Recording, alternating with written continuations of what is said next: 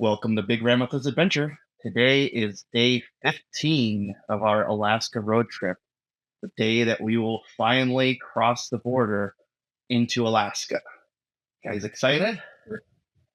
It also marks the halfway point as far as days are concerned for our trip. So we are going to spend a few days in Alaska and then be heading home. And so we're doing the entire month of June here. Started on June 1st, it's the 15th. And then we plan to arrive back home on the 30th. We are at the Teslin Lake Campground in the Yukon Territory. Been here overnight, and we got here just in time yesterday. There was a handful of spots open when we got here. We snagged one, and then shortly after, the campground filled up. And when we woke up this morning, there's actually a rest area in front of the campground. You have to kind of drive through the rest area to get to the campground entrance. There are about a dozen or so vehicles camping out in the rest area. So there are several other RVs and trailers out there.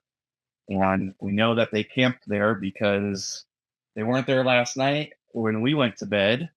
Well, one of them showed up there, but a lot of them have their bump outs. So they're RVs or trailers that have the bump outs on them. They have their bump outs open. We can tell they've been there overnight. And I just saw one of them wake up, come out and walk their dog while I was out over there. And then there's a couple of semi trucks that stopped there for the night as well. So it got really busy here really quickly. I was surprised actually that there wasn't the no camping sign, or at least I didn't see one. Or if there was, it's not being enforced out in the rest area. A lot of the pull-offs and rest-off areas say no overnight parking in them. But this one, I guess, was okay. And I mean, we're worried that we might have to do something similar. Glad we didn't. We got a nice spot here. What do you guys think of this spot? Things, things, Yeah, I like it. nice and quiet. Yeah. All right. So time to finish packing up and head out for the day. Oh, today was also the first time this trip that we have had to rely on the battery and the solar that I set up in the trailer, which was actually our second video posted to the channel, was on kind of an overview and what options are for building your own do-it-yourself solar system compared to buying one or package from the manufacturer. Doing quite well. So we have been over 24 hours without power now. We disconnected yesterday morning, our very last site for the trip that we anticipate having power at. The rest of them, no power. So we only used about 17% battery over 24 hours. There was very little sunlight yesterday to charge while we were driving. So we've had the refrigerator running. We've been using the lights. All four of us charged our phones in here. You didn't charge your phone? Okay, so we had three phones charging in here. You had headphones charging. You didn't have your headphones charging. So three phones charging. I used my CPAP. Of course, the refrigerator was running. And we ran the furnace. And the furnace runs on propane, so it doesn't use a lot of electricity, but the blower motor in there does use a little bit. We also had the exhaust fans running for a little while as well. So only using 17% in a 24-hour period with almost no sunlight to recharge in that period. So it was either dark or cloudy, way too cloudy to get any charge out of it. And we're kind of in a shaded area with the trees all around the site here as well. So hoping for a bit of sun as we drive to our next site, or maybe some sun when we get to our next site to recharge things. But according to the battery monitor, we still have a little under 5 days worth left at the current consumption rate. So we're doing all right. I imagine that we'll have plenty of sun over the next 5 days. It can't be cloudy and raining all the time, right?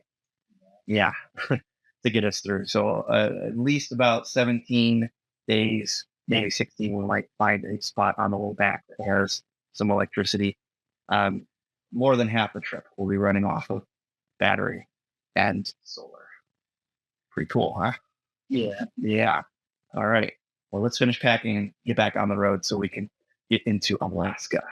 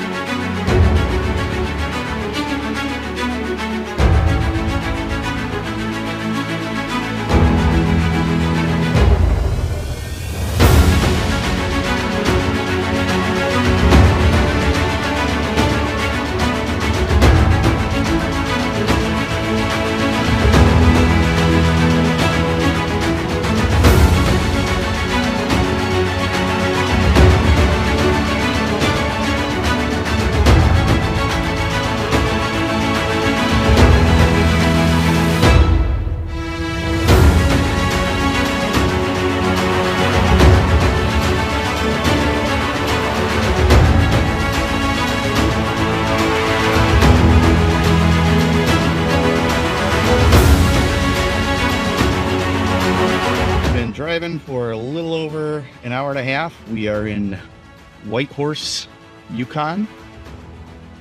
We decided to stop for a quick pit stop, bathroom, and gas while we're here. Wish we had stopped at the first gas station that we passed. We thought it was really busy, and we're like, oh, there'll probably be another one on the other end of town. The one on the other end of town is pay at the pump only with a porta potty. Yeah. So was hoping for a full convenience store and maybe getting a refill on the ice for the cooler. But doesn't look like we're going to get that.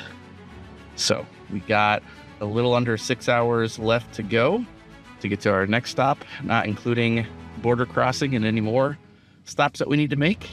So let's get back on the road.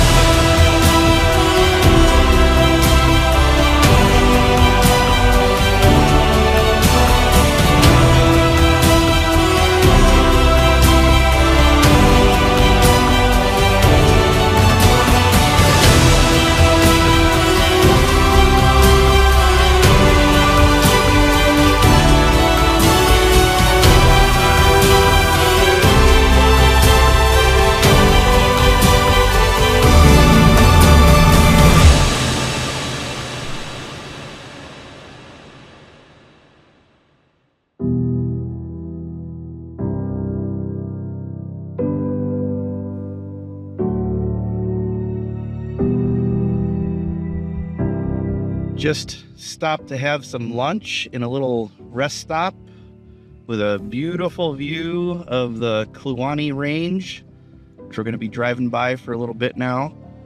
We'll be driving right next to the edge of the Kluane National Park, which you can only hike into. There's no roads into it.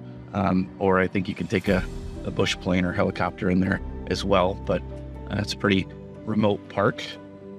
What do you guys think of this spot for lunch? It's a really pretty spot. No, it was nice. We finished just in time for the rain, so there was no rain when we got here. It was pretty overcast. Can't quite see the top of the mountains, but still quite beautiful. But now it's time to get back on the road. We got just under 4.5 hours to go until we get to our next campground. So let's go.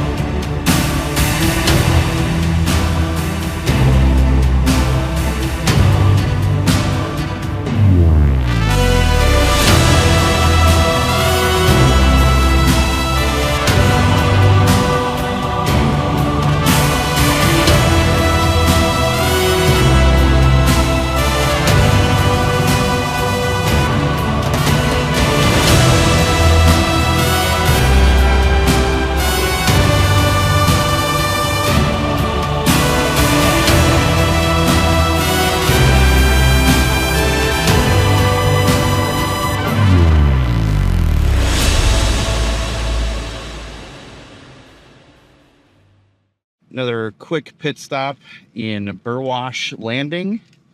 It's interesting getting gas here. There's a store and restaurant, but the gas tanks are way behind it, and there's a little shack that has a machine you go in to pay to activate the pumps.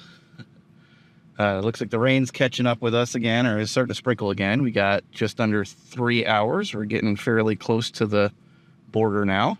So let's get back on the road.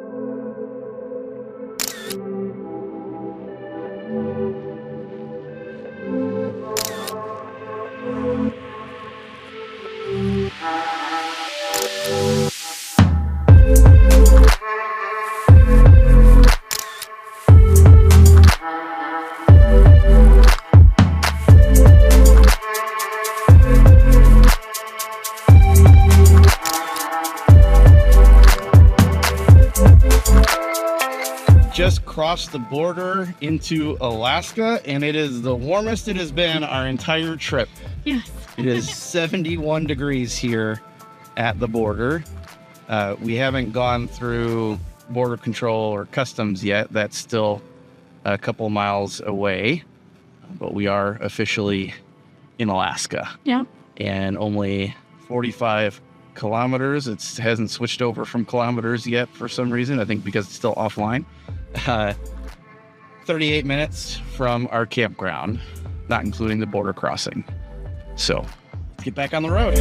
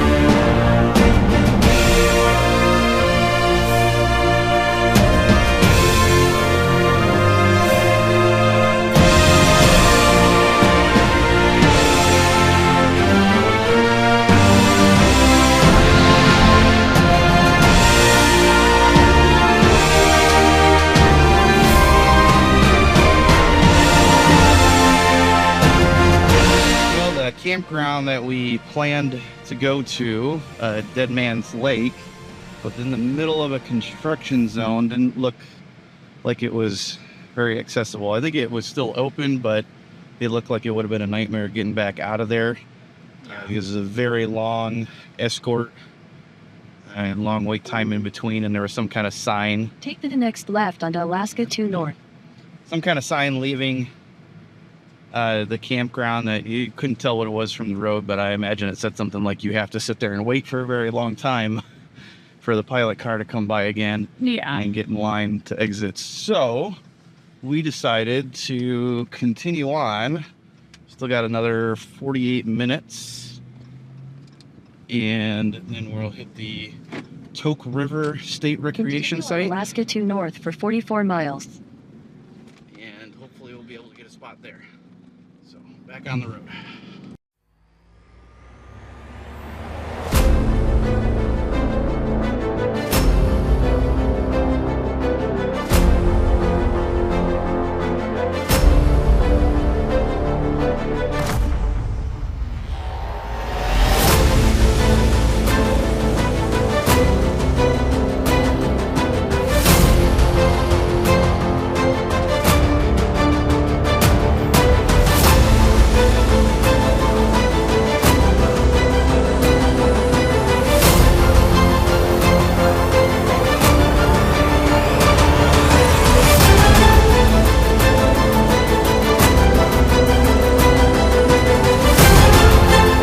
Did not survive the Alaska Highway unscathed. That was probably the worst part of it. We already cleaned it up here, but the generator, we had a bunch of stuff fell down in here. Randy already washed it out. We decided that we had to risk the leaky water to use a hose to wash out the back of the trailer and clean up the fuel that spilled out of the generator. And also our pizza oven here got really bent up underneath. I had to use pliers and bend it back into place. Some of the stone inside. Truck going by. Some of the stone inside chipped off as well, but that's the downside to this campsite that we had to settle for. It's right next to the highway. Our original site was in a construction zone, so we drove about an hour past where we intended to stop at. More vehicles. Drove about an hour past where we intended to stop and stopped here at the Tok River Recreation Site. But here's one pizza done, so I was able to salvage it. Yummy. Is ready for pizza? Yeah. Yeah? Go ahead and cut it, Mommy. We got one more over here to put in the oven. So let's get it in there. The other thing that broke was the pizza peel. So improvising a little bit here. This out. Timer ready for 3 minutes again? Yep. Just about.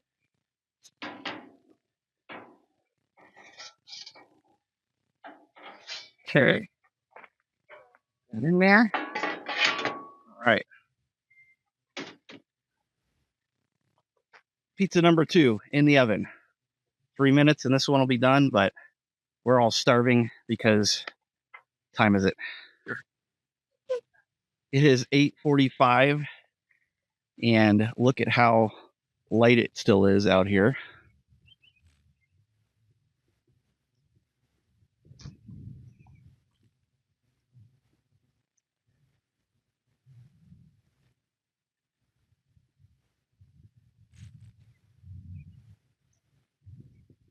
I guess the good thing is that we have this entire end of the campground, all the pull-through sites to ourselves.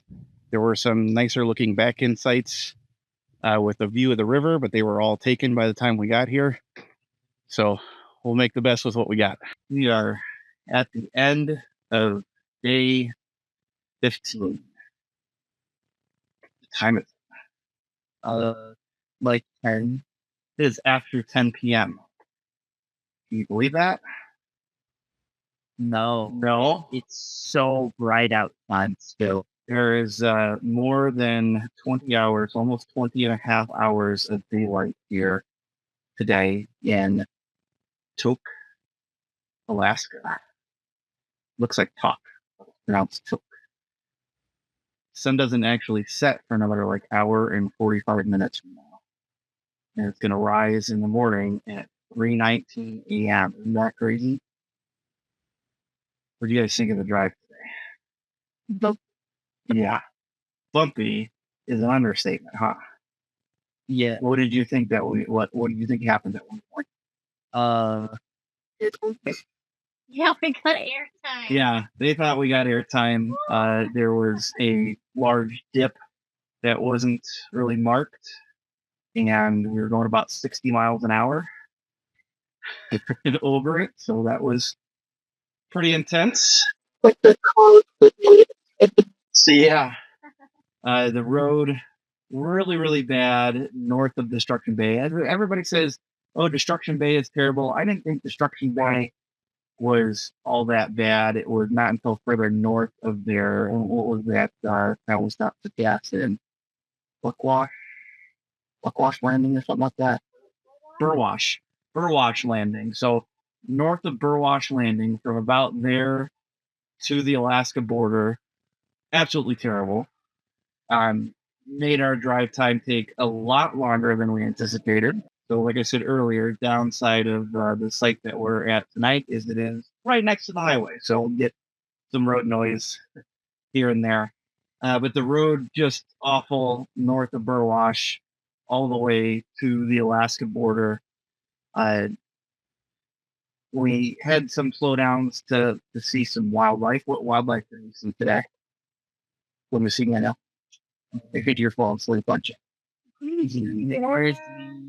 Grizzly, yeah. So not only a grizzly bear, a mama grizzly with 2 cubs. Now, I thought the cubs looked probably a little bit older because they were pretty large cubs. Oh, yeah.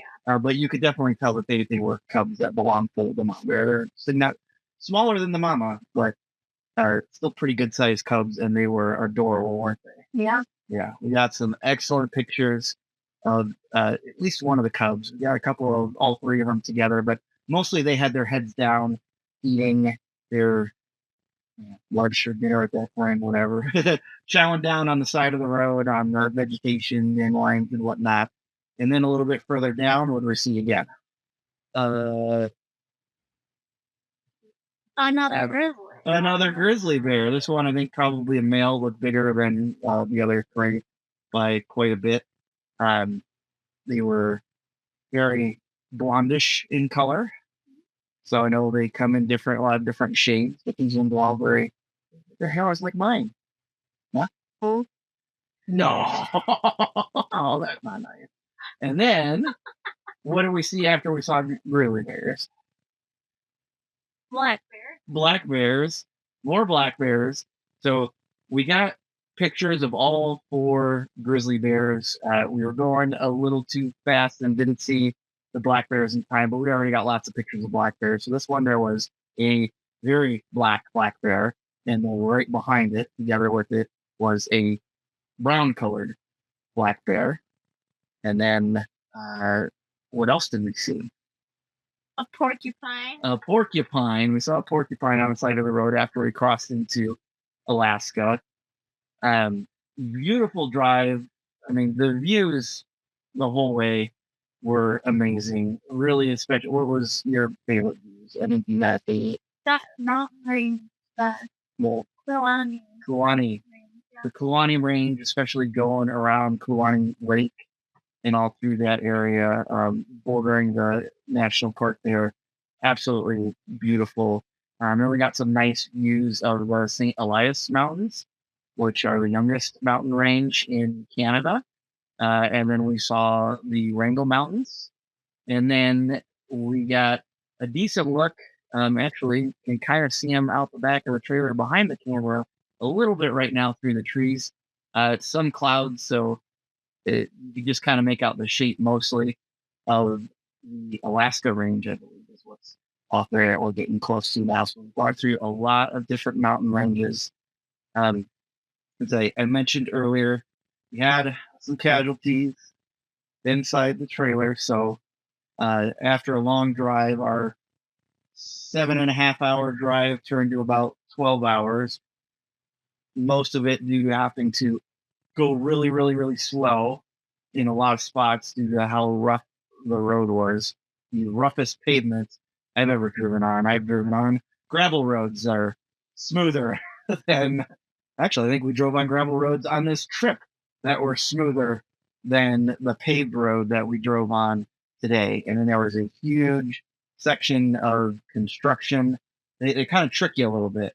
So super rough all the way, like I said, all the way to the Alaska border. And then we did the border crossing and, went through customs and all that. And then really nice, like very recently paved road. So smooth, so nice. And it was like, oh, we're back to miles per hour and not trying to figure out the kilometers and all that anymore. And that only lasted for maybe, 10 to 15 minutes. A nice, super smooth road. And then it was back to really rough. And then we got stuck in a construction delay where there was a pilot car. It was a really long stretch of construction where they were doing one lane at a time. And they were also letting a lot of trucks hauling construction equipment in between. So it was a very long wait to get through there. And that also caused us to drive a little bit further than we intended to today because we were going to stop at Deadman Lake. It was the closest campground that's open once you cross the Alaska border, but it was in the middle of the construction zone. So we decided that that would not have been a good place to stay because it would be difficult getting back out because you'd have to wait for the direction of traffic to be going through with the pilot car and get in line behind them from there. And that would have been kind of a big hassle. So we drove another hour down the road. We did stop for gas in Northway Junction along the way and ran into a gentleman from Minnesota that we actually met 2 days ago at another gas station in British Columbia when we were leaving Muncho Lake, riding what kind of motorcycle? Honda Africa Twin, her favorite motorcycle, which was actually what had me talking to him because I saw his bike and I said, hey, that's my daughter's favorite bike. And I think the guy was really happy to have some people talking to him along the way because he was traveling alone.